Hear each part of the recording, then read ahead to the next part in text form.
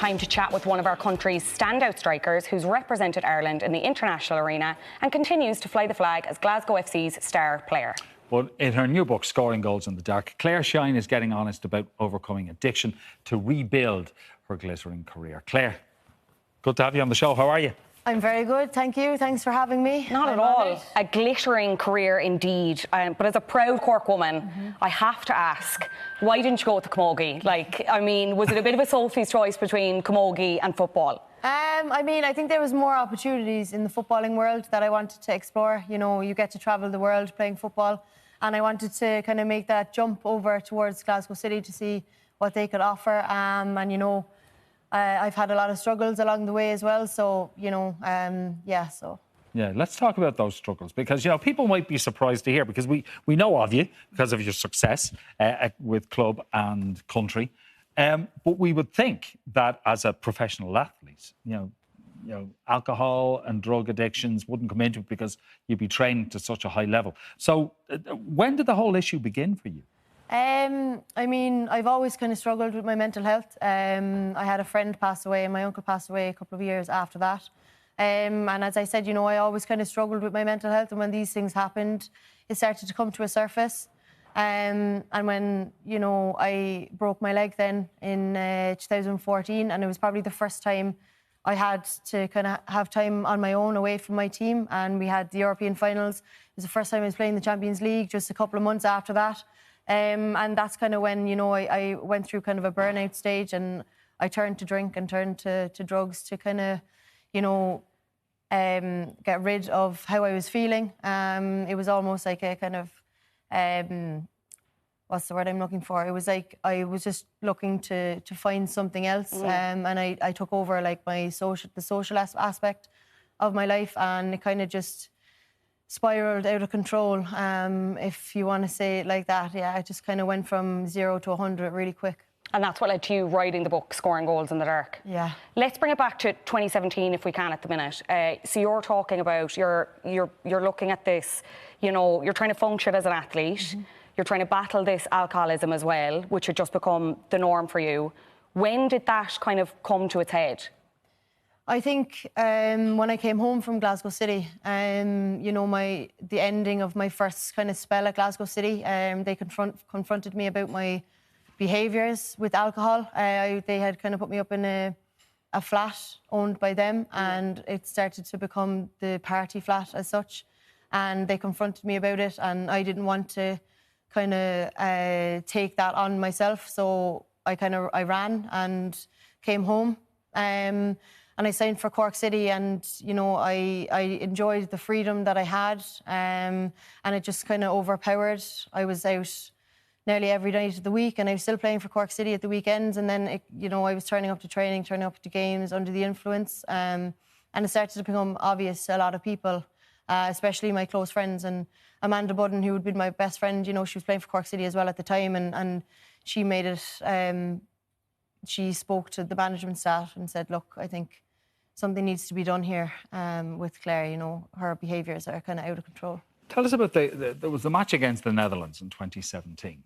Tell us about that. So I was actually in the squad a couple of months before that, but I wasn't fit enough. I was out of shape. I wasn't looking after myself. Drink was my priority. Nothing else kind of mattered. So me and my friends went over to support the girls, I suppose. We flew over the day before. I was drinking the whole day. Woke up the next day, continued to drink. And I was on the train. I can remember having a bottle of wine on the train and trying to, sneak it in to the stadium when we were in there and trying to hide it from everybody. And I was shouting and roaring. And, there was parents of the girls that I would have known. I was very friendly with a lot of girls in the team, as well as the families that were over there that travelled over to support the girls. And I was sitting there, extremely drunk, supping on a bottle of wine. I think that was kind of a moment that I look back on and said, wow, it took me to some seriously dark places. Very seriously dark places. You tried suicide twice. Yeah. That is a very dark place to go to. And did you see that as your answer to your problem. That was your solution. Of course, it isn't. Yeah. But is that what you saw? Definitely, yeah. You know, when you're in that suicidal state, you know, you don't actually want to die. You just want everything that's going on to stop. And I felt like I didn't want to open up exactly how I was feeling. I felt like I was going to be judged, especially with, you know, my achievements. You know, I was an international footballer. I had played previously just the year before in the Champions League, and then all of a sudden I was this, you know, out and out drunk. And it was something that, you know, I was really embarrassed about. I didn't know how to control it. I didn't know how to handle it. I didn't know what way to go about it. And yeah, I just, you know, it had been on my mind for quite some time before that. And I was out one night in Cork City, and it just completely took over. It was like an outer body experience. That's probably the best way I could describe it. And, you know, I woke up then in hospital, and my best friend Amanda was actually lying on the hospital bed, and I was on the couch beside her, and, you know, she had a full bag packed. So, yeah, it just took me, you know, it wasn't just me in these situations either. It was my friends, my family that had to go through it as well. And it's only now that you kind of look back and you say, wow, like, how did I, like, put everybody through these situations? You know, I'm not a monster. I was just living with this thing that was just really, really powerful, and I didn't know how to control it or handle it.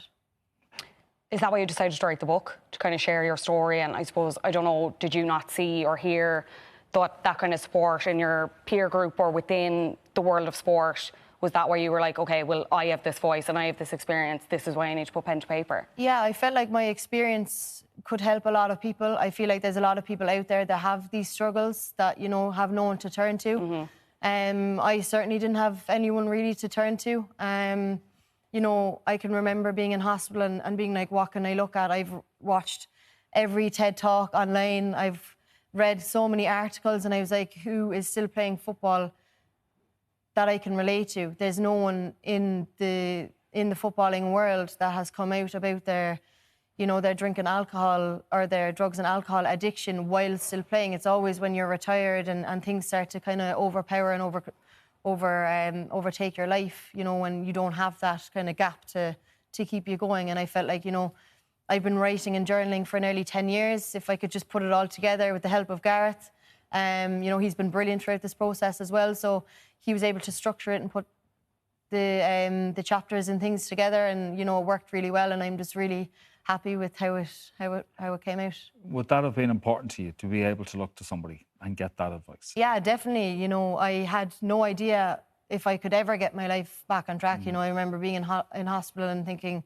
I'm never going to get back playing football. You know, I'm never going to get myself back on track. You know, I was just trying to survive, and I was living to survive. I never felt that, you know, a couple of months later I'd have scored in the Champions League again. Like, these were just dreams completely out of my reach. And it wasn't until, you know, I started taking things day by day with the help of my brother and my family, you know, with their support and my friends, I probably wouldn't be here today, and I wouldn't be able to speak about it. So it is something, of course, you know, that I can look back on, and hopefully my story can inspire other people. Well, now people have you take to that listen jump. to. Yeah. People have you to listen to. Yeah. If they're in that situation. And speaking of that, you actually went back to your secondary school recently to talk about your experience and the book, which is just amazing for those students to get to hear from someone like you and what you've been through. What was that like? That's a real full circle moment. Yeah, it was actually, and it was incredible, because I had emailed my English teacher just telling her that I was after coming out with a book, and, you know, I would be the last person that anyone would have thought about in my year that would write a book. I was always, you know, travelling with under-19, under-17 with Ireland. I was out playing camogie for Cork. You know, there was so much going on, and football my studies had to take a back seat. So for me to email her and tell her that I was coming out with a book, you know, I'd say she was probably like, oh, what's going on here? So it was amazing. I was able to go back, meet all my old teachers, sit in the staff room. You know, that's a dream when you're in school, I suppose. So to be able to do that and go back and share my experiences and to be able to say that I've written a book is something that I am really proud of. And you should be, yeah, you should be. Absolutely.